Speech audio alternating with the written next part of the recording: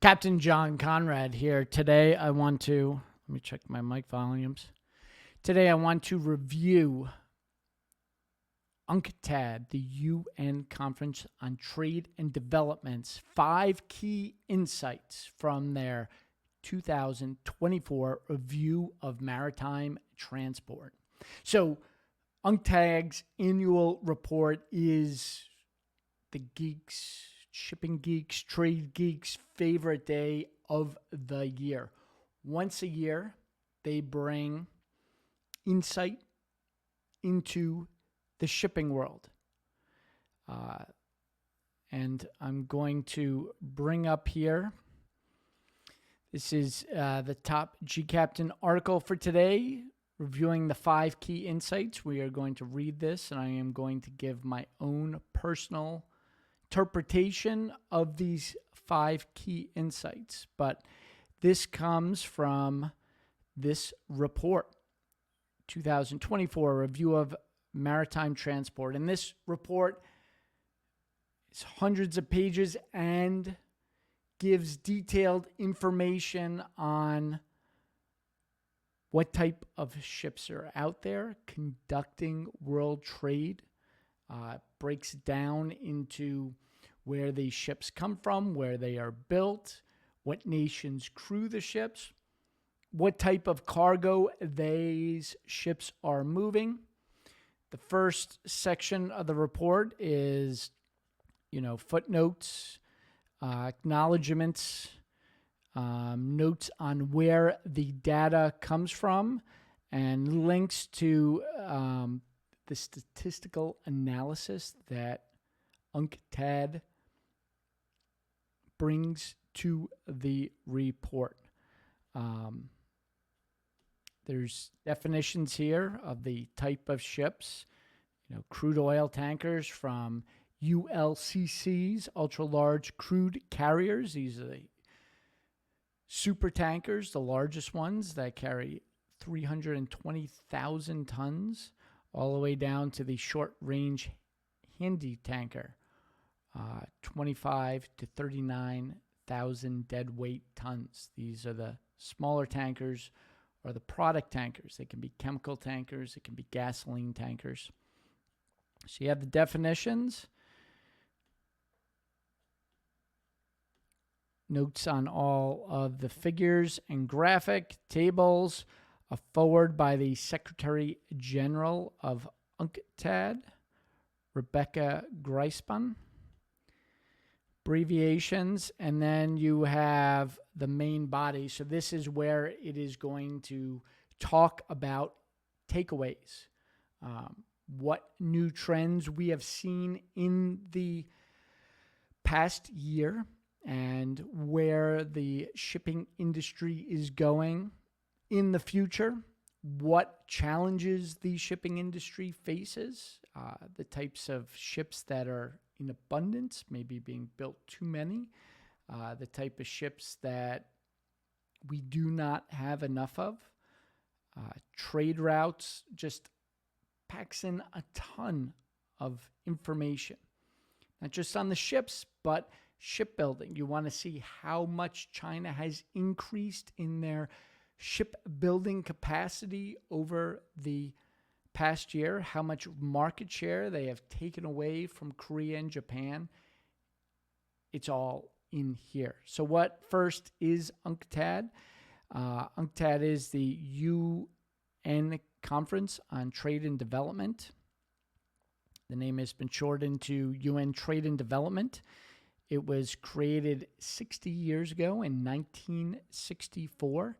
And its original purpose was to tie together the statistics and information and trade behind the World Bank, the International Monetary Fund. There was a growing recognition that money is important to third world nations, but what really rises third world nations out of poverty is global trade, the movement of goods, fertilizer, and food. So this organization was developed out of the UN. This is not the UN's shipping arm. That is the International Maritime Organization, IMO, in London. This is particularly focused on trade and development, and their real specialty is statistics and numbers. And it's out of this beautiful building in Geneva, Switzerland. So let's get right to the story by Mike Schuler over at Captain. 5 insights from UNCTAD's Review of Maritime Transportation. The 2024 Review of Maritime Transportation report by UNCTAD offers a comprehensive analysis of the current state and future outlook of the global maritime industry. It examines how geopolitical tensions, climate risks, and economic pressures are reshaping maritime transportation, while also highlighting the critical need for decarbonization and digital innovation. Here are the 5 most important insights from the report and what they mean for the future of maritime transportation. Number 1, chokepoint vulnerabilities threaten the global supply chains. Key insight: strategic maritime chokepoints such as the Suez Canal, Panama Canal, and the Red Sea are becoming increasingly vulnerable to distributions from climate change, geopolitical conflicts, and regional instability. And they have this graph here of the disruptions in global shipping routes, Panama and Suez Canal transit dips. So yellow is the Suez Canal and blue is the Panama Canal. Suez Canal has been disrupted by the Houthis protesting the Israeli conflict, shooting ballistic missiles and drones, and even surface ships at commercial merchant ships, tankers, bulkers, container ships have all been hit. They've also attacked warships in the area that are trying to protect global trade. And the blue line is the Panama Canal. The Panama Canal has been disrupted this year due to droughts. Panama Canal is freshwater. It pushes fresh water into the canal to raise ships in the locks, and that requires a lot of water. The previous drought had forced Panama to restrict traffic through the canal. Luckily, Panama has seen an increase in rains and weather the past few months and has started lifting those restrictions, as you can kind of see with the blue line coming back up. But it's a growing problem. There are other problems with the Panama Canal. One of those is, China's been buying a lot of land and a lot of influence in Panama. There has been influx of migrants. Those migrants have to cross over the Panama Canal. Currently, they're being bussed by various NGOs across, but that has put Panama in the crosshairs of some national security professionals in the United States. The Panama Canal was owned by the United States. It was sold by Jimmy Carter for $1 and handed back over to Panama. And there are questions if that was a good idea, if this Chinese influence is a vulnerability, if there's a future war. A lot of questions surrounding that. And Panama is also looking to increase the size of the Gatun Lake and create other water storage to prevent these drought problems in the future. So, continuing on the article, what it means. The maritime industry relies heavily on choke points to reduce travel, time, and costs. However, the report highlights how geopolitical tensions, such as Houthi attacks in the Red Sea, and climate impacts like low water levels in the Panama Canal have caused significant disruptions. These events have forced vessels to take longer routes around the Cape of Good Hope, increasing fuel consumption, operational costs, and carbon emissions. For shipping companies, this means rising costs and delays, which ultimately affect the global supply chain, particularly for food, security, and energy supplies. Now, this being a UN organization, almost all UN organizations are heavily influenced by China as well. They don't get into all of the geopolitical problems. Ships diverting around the Panama Canal have to go around the Cape of, have to go through the Magellan Strait south of America.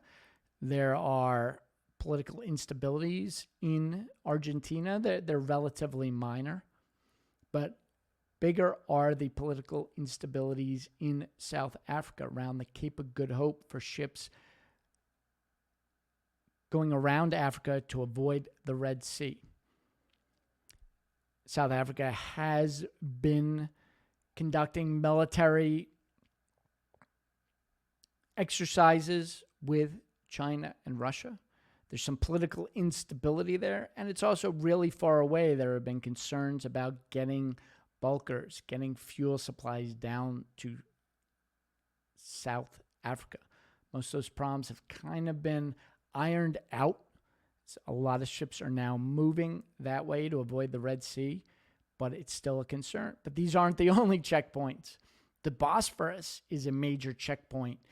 Turkey, well, the war in the Black Sea, the Ukraine-Russian war, there are mines in the Black Sea, so there are serious concerns about that choke point.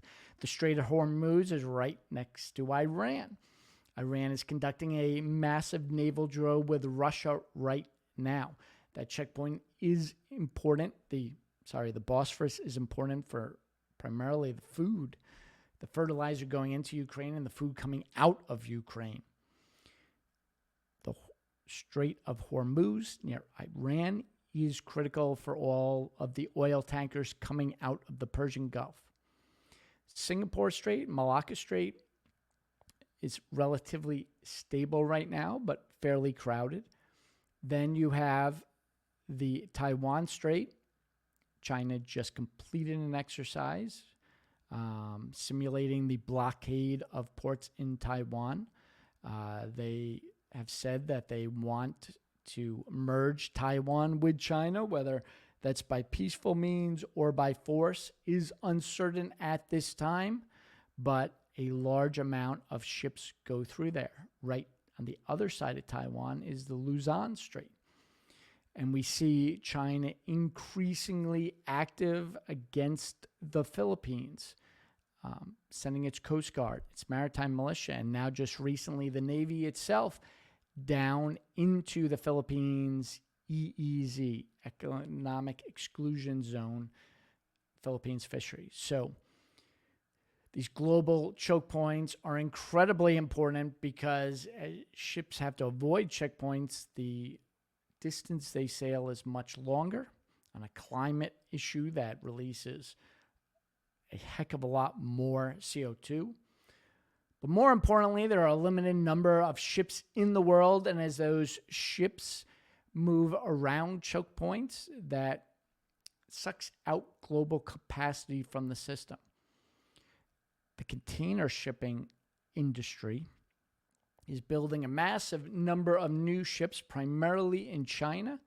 So this is preventing what was believed to be a collapse in freight rates for container shipping. There's new builds of LNG, but other types of ships are not being built, primarily tankers. Tanker owners feel that they are under pressure from ESG, environmental, social, and governance guidelines. The IMO in London has not told them what the future fuels will be. They are worried if they build ships right now that those ships will be phased out as new environmental rules, particularly IMO 2030 and IMO's goal to be zero emissions by 2050, that those will phase out these ships. Why build a brand new ship right now if it only has 6 years until 2030 or possibly 10 years? It's going to be hard to get the return on investment. So they're simply not building many tankers right now. Moving on. UNCTAD calls for strengthened international cooperation to safeguard key maritime choke points from geopolitical and climate-related risk.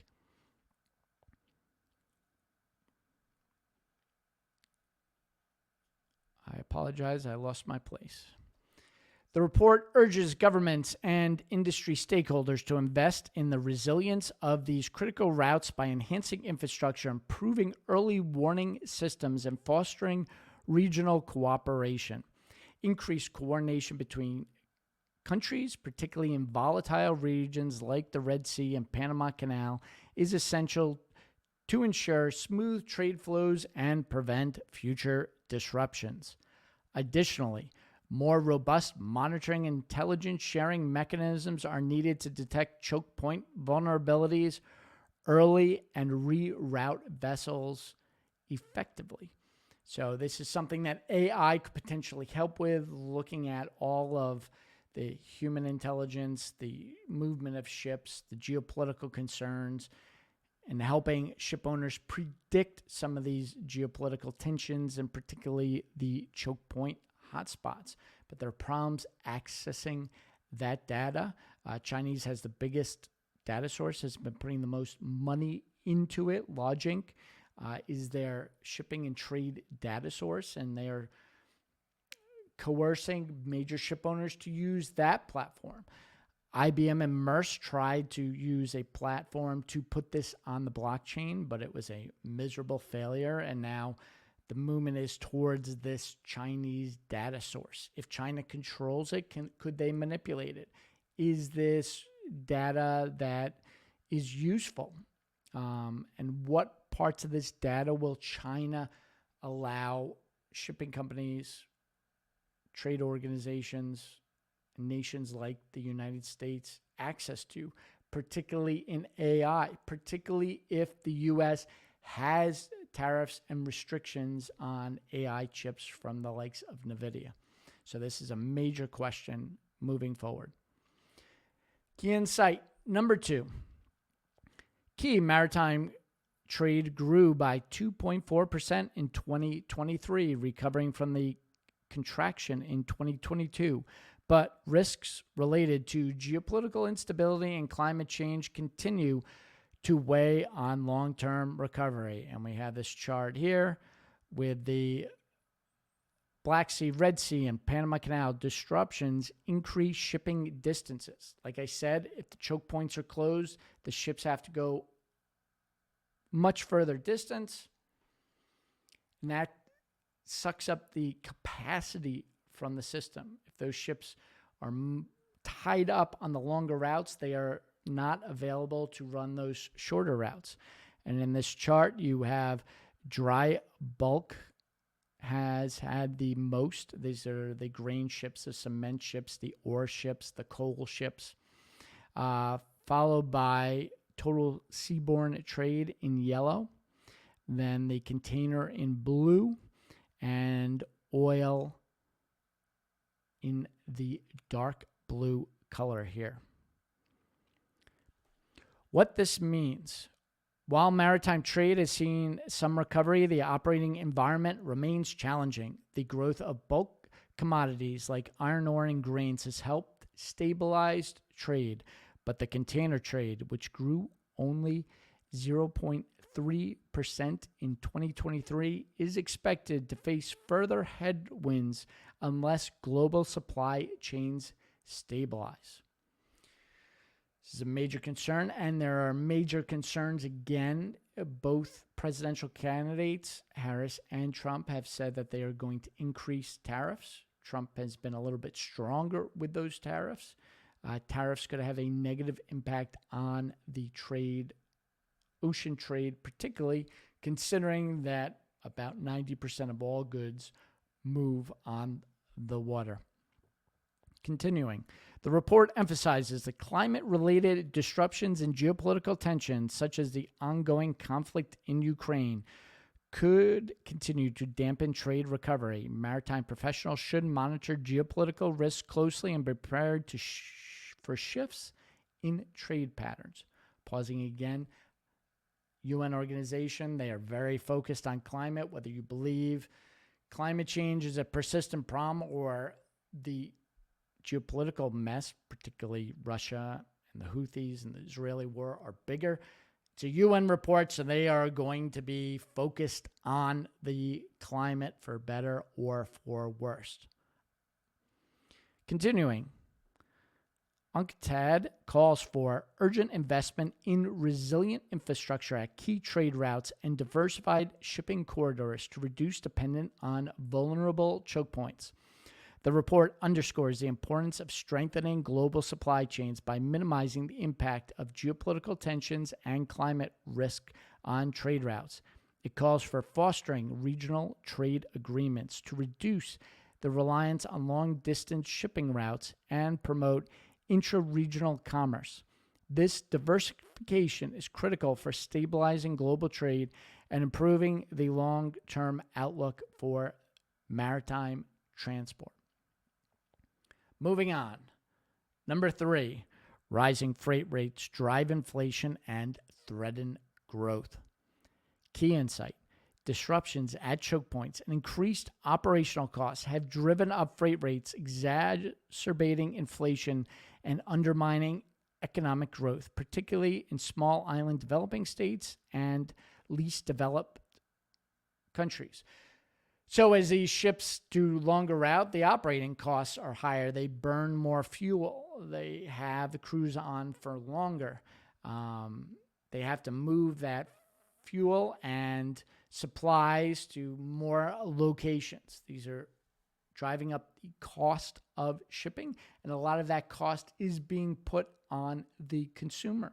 Large nations like the United States and the G7 can easily pull in those additional costs because they are a very small percentage of something like a pair of Nikes. The transportation costs is very small. But in developing countries where every dollar counts, this is having an outsized impact, these additional costs that are being put on the consumer. And you go right here to the graph. A big part of this is also inflation. I believe that inflation, there are two major causes for inflation. Inflation, of course, is a major hot topic in the presidential debates right now. You know, they have talked a lot about one side of inflation, which is increase in money supply. You print more money, that is going to cause inflation to go up as there are more dollars in the system chasing a set amount of goods. But if you can reduce the number of goods, that also causes inflation. And while Long Beach in the United States is seeing record numbers of ships coming in, there are reasons for that. A lot of shippers moved back to the West Coast because of problems in the Panama Canal and the recent union strike in East Coast ports. But as supply chains lengthen, as goods spend more time on ships as they go around Africa, these costs and the availability of products, instead of those products being in shelves, they are on ships. And the more time they spend on ships, the more they are vulnerable to weather events and other geopolitical events, which can delay the supply chains. With just-in-time shipping, if things don't arrive exactly on time from manufacturing places, it can have knock-on effects. As we saw, the largest example was the chip shortage for auto manufacturers. At the beginning of the Red Sea crisis, Tesla had to shut down its plant in Germany. So if things are lost or spend more time en route, or there are changes, right? These can have knock-on effects on the supply of goods. More money chasing fewer or less reliable goods creates inflation. Inflation really kicked off the port congestion crisis during COVID. And for the first time, the Federal Reserve just last year started monitoring more trade statistics because they understand that inflation is tied to the supply chain and trade. So looking at this chart, you have in brown agriculture, in dark blue processed foods, in light blue other manufacturing, and in yellow services. People think that services aren't affected by global trade. Well, here is the proof that services can be affected. Won't go into all of the reasons why, but if your job is moving supply chains, if your job is designing of a new manufacturing method, but that factory is delayed, well, it's going to have a knock-on effect on the service economy. What this means, as vessels reroute to avoid vulnerable choke points, shipping costs have surged. By mid-2024, the Shanghai Containerized Freight Index had more than doubled, placing significant pressure on global supply chains. These higher costs are passed down to consumers, driving inflation and threatening economic stability, particularly for vulnerable economies which rely heavily on maritime imports. For the maritime industry, this highlights the importance of finding cost-effective solutions to mitigate the impact of rerouting and disruptions. Supporting emerging economies through more resilient supply chain strategies will be critical to ensuring economic stability in these regions. UNCTAD calls for enhanced monitoring of global freight markets to better understand the drivers behind rising costs and to implement targeted policy measures that protect vulnerable economies from inflationary pressures. Pausing here. Inflation mentioned twice in just this section. And a lot of policymakers, a lot of Congress, even world organizations don't understand how shipping disruptions affect inflation, but it has a major impact, as the UN Council on Trade and Development is repeatedly saying in this article. So this is a broader problem because policymakers and politicians are blaming inflation on monetary problems, domestic supply chains, and as they spend more money to fix these problems, the maritime underlying core problems that create inflation are not being addressed, are getting worse. So more money and time and focus being spent on the wrong problems could significantly deepen inflation in the future. This is what we call sea blindness, where the wrong policies are made because the United States, politicians, D.C., Europe, and Brussels don't understand the importance of maritime, and you get into the potentially death spiral as you spend more and more money, time, and attention on things that are not core to the inflationary problem, particularly the 90% of goods that are moved via ship. Continuing, the report encourages international cooperation to streamline global supply chains, reduce shipping costs, and promote transparency in freight pricing. Additionally, UNCTAD highlights the importance of providing support for small island developing states, SIDS, and least developing country, LDCs, to alleviate the economic strain caused by rising shipping costs and to safeguard food security in these regions. Again, what's most critical is this food. The Ukraine, with ships moving around the Red Sea, as we saw, bulkers are most affected by these choke point problems. big import to the fertilizer is oil.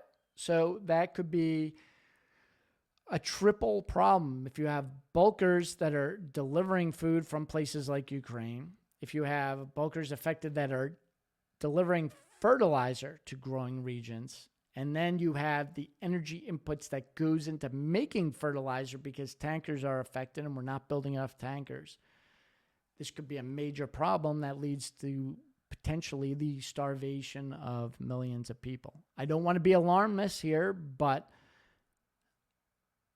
the food security of people is highly dependent on these bulkers, tankers, which we don't have enough of and are affected. And when people starve, they tend to riot. There tends to increase the geopolitical tension. There's more chances for war, which could, again, deepen the underlying problem.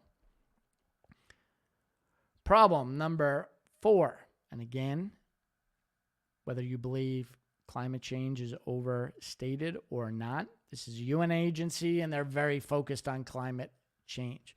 So number 4 is decarbonizing shipping demands faster fleet renewal. Key insight: the global shipping industry's transition to low carbon operations is lagging, with fleet renewal slowed by high costs, uncertainty over future fuels.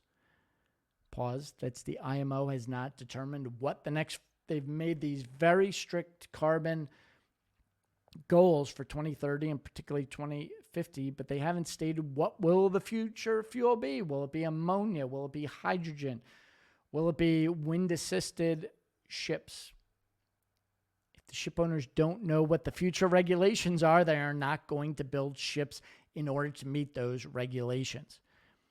On top of that, you see Captain headlines all the time about MSC and Maersk and the big companies investing in things like Maersk's big push for methanol. Maersk also wants to create these green corridors and make deals between, Shanghai and Los Angeles for the development of the methanol supply chain.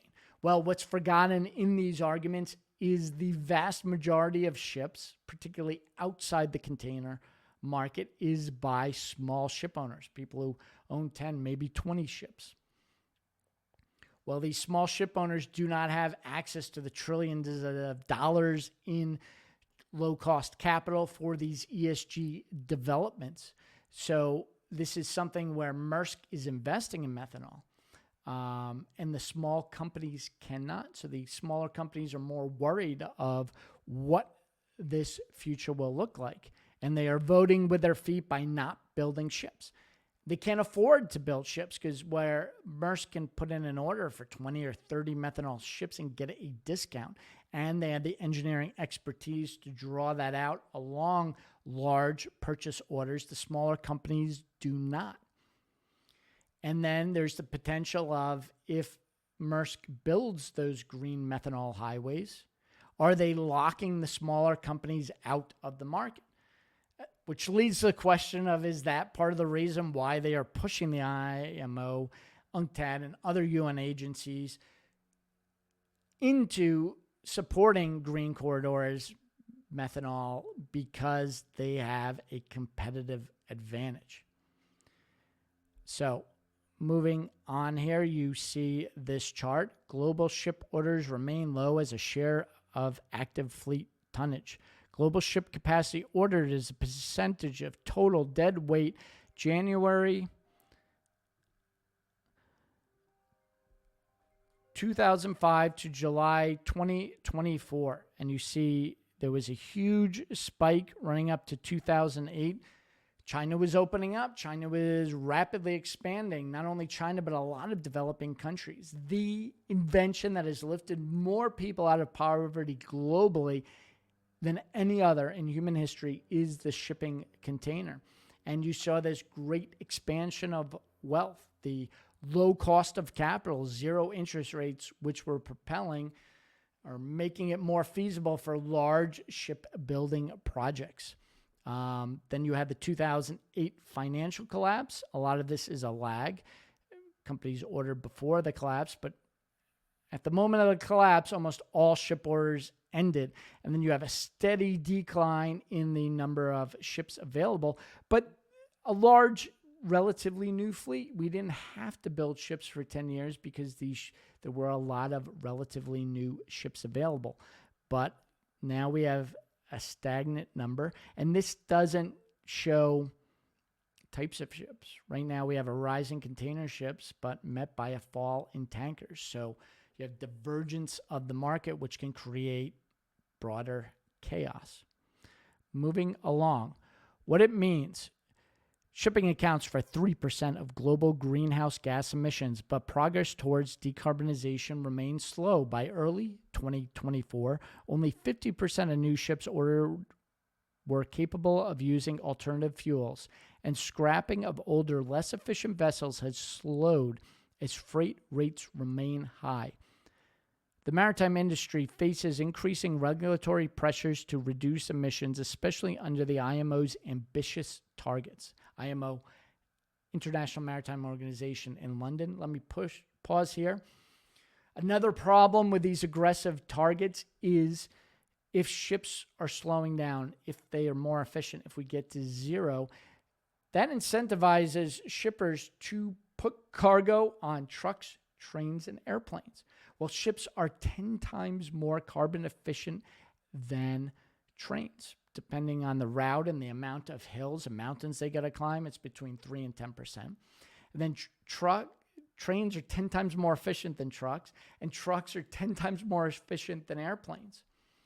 So there has been a question of yes, ships account for 3% of all carbon emissions, but if we reduce the carbon on ships, isn't it just going to put cargo where it can on other forms of transport? And you're seeing this. Europe has what's called short sea shipping. When a container ship comes in the United States, those containers are moved onto a truck. A lot of that has to do with union touch fees, and we won't get into that whole topic. But in Europe, they're very good at short sea shipping. So they'll take the container off a large ship, and then they'll move it onto a barge or small ship, which will be going throughout Europe. That's a slower process, but a lot more environmentally effective and more cost effective. However, with these delays in the supply chains, shippers are moving towards the faster alternative, which is trucks and trains.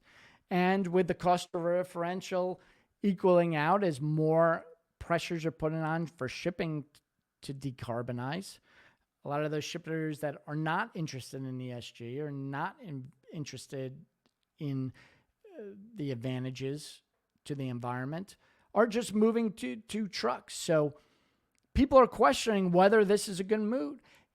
Potentially, if we double the amount of carbon, not on all ships, but on some ships, like Malcolm McLean built the SL7s, the fastest container ships in the world, because if you can pull time-sensitive cargo away from air transport, that could have a huge net reduction effect. But because there's so much pressure on the IMO and the UN to reduce efficiencies, we're not looking at the broader transportation system and cargo moving to less efficient means.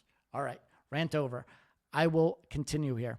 By early 2024, only 50% of new ships ordered were capable of using alternative fuels, and scrapping of older, less efficient vessels has slowed as freight rates remain high.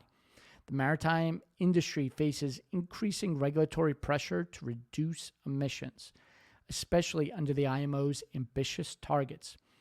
The ship owners and operators need to prioritize investment in cleaner, more efficient vessels and technologies, while policymakers must provide clearer regulatory frameworks and financial incentives to accelerate fleet renewal. This is what we saw in the United States, I think in the 90s, cash for clunkers. They want to figure out a way, how do we give cash to the older ships to get new ships built? But again, a lot of the ship owners don't want the new ships because they are not sure of the end game, which fuels are going to win out. UNCTAD calls for increased investment in low-carbon shipping technologies and the development of alternative fuels to accelerate the decarbonization of the maritime sector. The report urges the maritime industry to adopt stricter regulatory frameworks and financial incentives to drive fleet renewal and the scrapping of older, inefficient vessels. Governments are encouraged to collaborate with industry stakeholders to provide economic measures that support the retrofitting of existing ships and the development of greener vessels. Without faster progress towards decarbonization, the shipping sector risks falling behind global climate targets. Pausing here. Another issue is they are putting a lot of this on the ship owner. They want the shipping industry to clean up its own act. The problem is now with the sanctions, what's emerging is this shadow fleet. Russia is, through shady companies, shady flags of convenience, are taking ships, these older ships, out of service, and they are transferring at sea, and they are doing other illicit things to extend the life of these older ships. But they're creating where the UN wants ship owners to monitor themselves and enact stricter carbon measures, while some ship owners are just moving to service Russia illegally. So those are competition for the legitimate ship owners. You have this bifurcation of the system.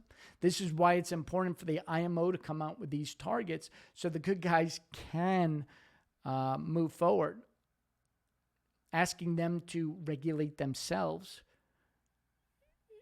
is going to cause a lot of consternation and debate. Moving on. Topic 5.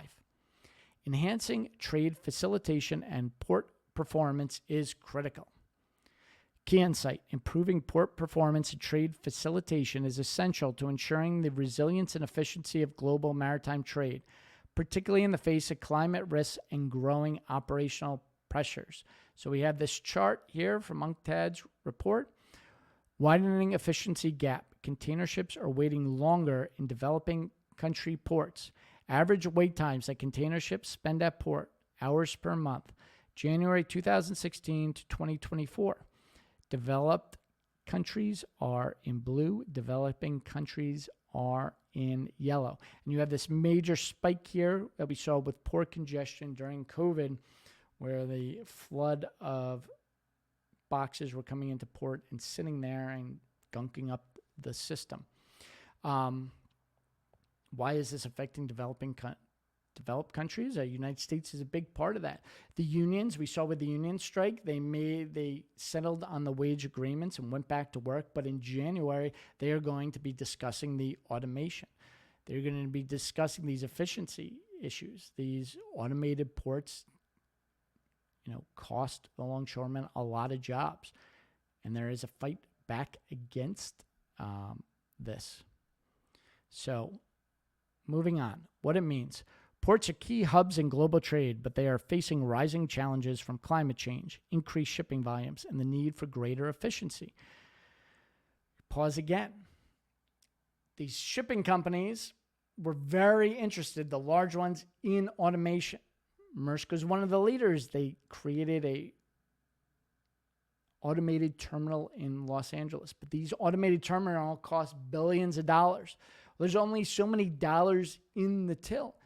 If they are spending the majority of these dollars on future fuel ships, fully automated ships, methanol ships, ammonia ships, and the development of the bunker system, the refueling system for that, well, where's that money coming from? It's coming from the automation. Again, one of the reasons they wanted automation is, and why they pushed the larger ships prior, is because they can squeeze competition out of the market.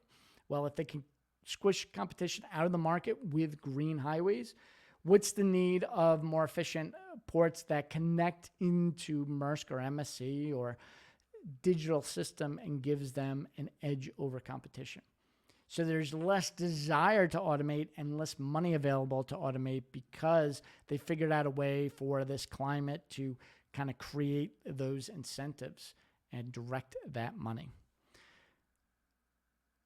Continuing, the report calls for adoption of digital technologies such as blockchain and artificial intelligence to streamline port operations, reduce congestion, and improve cargo tracking. Pause. They keep talking about blockchain, which Maersk and IBM failed miserably, put billions of dollars into it and failed because the companies want some things on the blockchain. Blockchain is you can't erase it. And some things off the blockchain and what things are competitive. And then you had the question of, do the competitors of Maersk want to lock into a Maersk system? So there were a lot of problems that caused that to break apart. But AI is very different from blockchain technology. Blockchain is about using the computing power to create these records which are immutable. They can't be changed. And they, data-driven can access that blockchain. AI is about taking data, some of that from the blockchain, and creating more efficient routes, systems, opportunities. So very different technologies. I'm not sure which one UNCTAD prefers. I think blockchain has kind of failed, and a lot of that money, how much more do we want to pour into it? This huge opportunity in AI, and not just for the movement of boxes and containers, but understanding trade volumes, understanding development, understanding the emergence of problems at choke points. And yes, automated ships, huge opportunity here that we're just starting to understand. Continuing, for maritime professionals, this means that investment in port infrastructure and digital solutions is critical to future-proof supply chains. As climate risks intensify, ports will also need to enhance their resilience through better infrastructure and data-driven decision-making to handle the growing complexities of global trade. UNCTAD calls for accelerated adoption of digital technologies such as artificial intelligence and blockchain to improve port operations, reduce congestion, and enhance supply chain efficiency. The report advocates for significant investment in infrastructure upgrades and smart port systems to streamline cargo handling and transshipment processes. To future-proof the maritime industry against climate risks, UNCTAD also calls for the development of climate-proof infrastructure and stronger private-public partnerships to ensure that ports are resilient to extreme weather events and other disruptions. This focus on digitalizations and resilience is key to sustaining global trade in the face of growing operational pressures. Pause. So, yes, they want development, billions of dollars of development into ports and automation. Billions of dollars are going to be needed for AI, potentially billions and more if you want to try to get the blockchain working. Billions and more for these future fuels. Billions and more just to build replacement ships. What UNCTAD is calling for is a lot of money, potentially trillions of dollars. Where is that money coming from? Where is it coming from? Particularly because the Europe, which is pushing a lot of these the most, is struggling the most economically. Where the United States is not particularly interested in maritime affairs. We are a very sea-blind nation. We don't see it. Where Japan and Korea, which are very maritime focused, are increasingly focused on the threat of China in their backyard. Where is all this money coming from, UNCTAD? I don't know. I have to read the full report. Maybe they understand it. But there's another cost that they're not talking about, and that is the cost of warships. The United States spends over $1 trillion on defense. A big reason for that defense is to have bases around the world to protect global trade. And right now, we do not have enough destroyers, aircraft carriers, and naval weapons systems to even defeat the Houthis and prevent the closure of the Red Sea. UN talks about climate risk, but it's not really showing the full extent of these movements, the hundreds of billions of cubic meters of CO2 being released because these ships have to go all around Africa. And even where UNCTAD talks about this, you don't have the big environmental groups. Where's Greenpeace? Where's the World Wildlife Federation talking about, hey, if climate is an existential threat, why are we not focusing on reopening that Red Sea to reduce climate? And once we do focus on that, there's going to be a wake up that European NATO needs to spend a larger percentage GDP on warships. Canada, which spends one of the lowest NATO countries, is responsible for escorting merchant ships, and they have a tiny, tiny navy. And a lot of the nations like the UK, which are traditionally good at this, the Royal Navy is the senior service in the United Kingdom. Well, for their own reasons and because they are being pressured by the very Army and Air focused Pentagon, are spending a lot of their money on armies and air forces instead of the Navy. What we need is the NATO naval nations, the UKs, the Denmarks, the Netherlands, Italy, potentially France, to really focus on that naval development and the protection of trade, and let those who are really good at the army side, Germany, Poland, Austria, focus their efforts on. Instead, we have this even division of money and a real push among NATO to focus on the tanks. I think this is a huge problem. But the bottom line is we don't have money for all of these things: AI, digital, green shipping corridors, future fuels, automation, and potentially the most important, warships to protect this trade. Who is making the decision on the prioritization of these funds? We can't push in all directions. Right now, the primary push is on the climate. But again, if the push is on naval and military strategy, maybe we can help the environment considerably by eliminating the Houthi threat and protecting ships. Conclusion, a call for resilience and sustainability. The 2024 review of maritime transport outlines the critical challenges the maritime industry faces in the coming years, from chokepoint vulnerabilities and raising freight rates to decarbonization and the need for smarter, more resilient port operations. Maritime professionals must navigate a complex landscape, increasingly complex. That's the problem, is getting complex very quickly.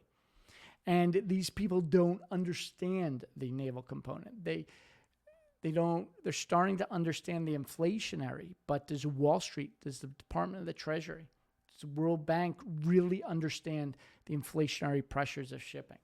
We have become very siloed in our expertise, and we're forgetting that it's an interconnected, complex world. We're looking for linear solutions. There are a lot of very linear. Put money into port automation and connect that to AI. Well, that's great, but we're getting into where web thinking is needed, the interconnection of systems, how we can invest money in one and get multiple advantages. The report stresses the urgency of accelerating fleet renewal, strengthening international cooperation, embracing digital innovation to build a more sustainable and resilient maritime sector. By addressing these challenges, the industry can safeguard global trade and continue to drive economic growth while reducing its environmental footprint. And I encourage you guys to read the whole article, excellent article by Mike Schuler, editor-in-chief of G-Captain, over at G-Captain, 5 key insights from UNCTAD's 2024 review of maritime transport. I also add that you should go to G-Captain and read this other excellent article by Lorianne LaRocco, who's one of the world's best maritime journalists. UNCTAD's Maritime Review exposes the real winners from global shipping disruption. She talks about some people are making a lot of money from these disruptions. Who are they? How much are they making? Go read Lori Ann's article to find out. I ask you to go onto Twitter, Facebook, and follow G-Captain. Follow Mike Schuler. Follow Lorianne LaRocco. Follow me, John Konrad, with a K, all one word, over at Twitter for more insights. And I ask, if you enjoyed this video, subscribe, particularly to our newsletter. If you go on G-Captain right here, free email every day. And there are options. We have a weekly defense email. We have weekly emails. You can go right in here, enter your email, for free insights daily into your inbox. And for people who want a little more, want to discuss these things with me over at Discord, you can sign up for our club right here. I am Captain John Konrad, CEO and founder of Captain. Thank you for spending the time with me and diving into these yearly statistics and information. For those geeks, I highly encourage you to go over to UNCTAD and download the full report. Take care and be well.